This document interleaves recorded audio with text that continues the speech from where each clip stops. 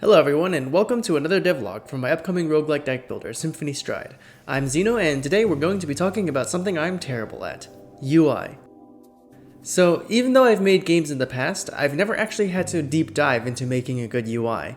The closest experience I have is in making the showcases for my custom maps, and that only happens like once a year, so this was the best I could come up with. And I mean, it gets the job done for playtesting. But now, it's time to make something actually good for the final product.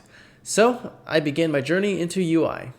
As I've mentioned in my previous devlog, I love music in video games. So in my games, I wanted good music, but also a musical setting as well. The bosses are named after genres of music, and the player characters are named after musical notation. They have a weird mix of technology where they fight with swords and guns and magic, and I want the UI to look clean and concise and modern, but have a musical fantasy theme to it.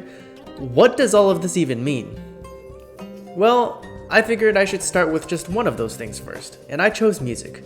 But what does a musical UI even look like? They're inherently different things. One is auditory and one is visual.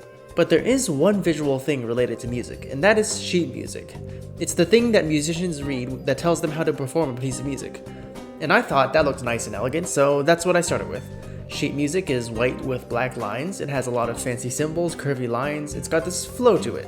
So I took all of that and tried to interpret it as a video game UI. I had a lot of white panels with curved sides and black text, and none of it worked. This just did not look good at all. Especially because I was doing tons of research and looking at actually good video game UIs by using this site called Game UI Database. And when I compare all those creative and excellent UIs with my own, it was quite painful. But I did get quite a lot of ideas out of it. I found that most of the UIs I preferred were darker in color. Bright UIs are very hard to work with. There was also this UI that used diamonds for most of their UI elements, and that led me to come up with these character portraits, where the character pops out of this square.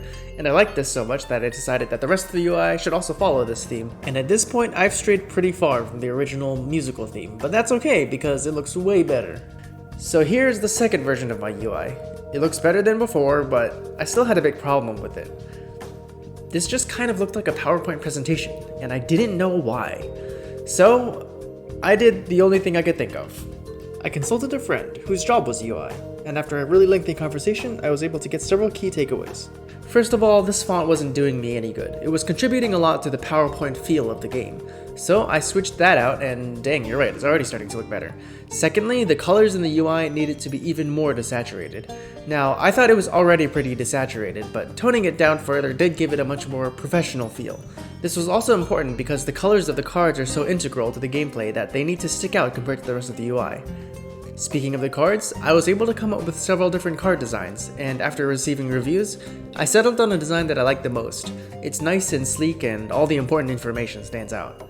I also changed the mana shape from a circle to a diamond, which looked way cleaner, and I simplified the color scheme of all the UI elements to basically either be a shade of black or gold. And this worked really well to make sure that the red, green, and blue mana stood out from all the other UI elements. And while the UI did improve with these changes, there was one menu in particular that I absolutely could not stand.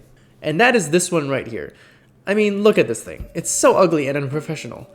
This is the dialogue that pops up and grants you rewards after battle. The player is going to see it very often, and it definitely cannot look like this. So I got to brainstorming again. Just how the heck can I take all these UI thematics and apply them to this menu? No matter what I tried, it just didn't seem to fit with the rest of the UI. Eventually, I just gave up and deleted the whole thing. I'll just have text floating above a darkened background instead. After all, the card drafting page just has cards floating over a darkened background, and that looks fine. And to add the cherry on top, I got the idea to add this gold square that shifts in size as the player navigates the menus, and I think it looks amazing. And with that, my UI is complete, right? Nope. There's still the map, which is just a grid on a white background. It got the job done during playtesting, but again, it needs an overhaul. Or does it? Honestly, now that everything is a square rotated 45 degrees, the map kind of fits right in with everything else. I did some tweaks with colors and paths, and now I've got a pretty nice looking map. Finally, there was the character selection screen, which was just a black background with characters showing up with their names. It didn't convey any useful information, so I got to work redesigning it into something more pleasant to look at. And at this point, I've gotten so much stuff together that I might as well put it on Steam. So there you go, my game is on Steam now, although it's just a coming soon page. But hey, there's this shiny little wishlist button that you'll definitely want to click on. Link is in the description. Release date is sometime in the middle of this year. I don't really know the exact date, but stay tuned for more info. Thanks for watching, and I'll see you next time.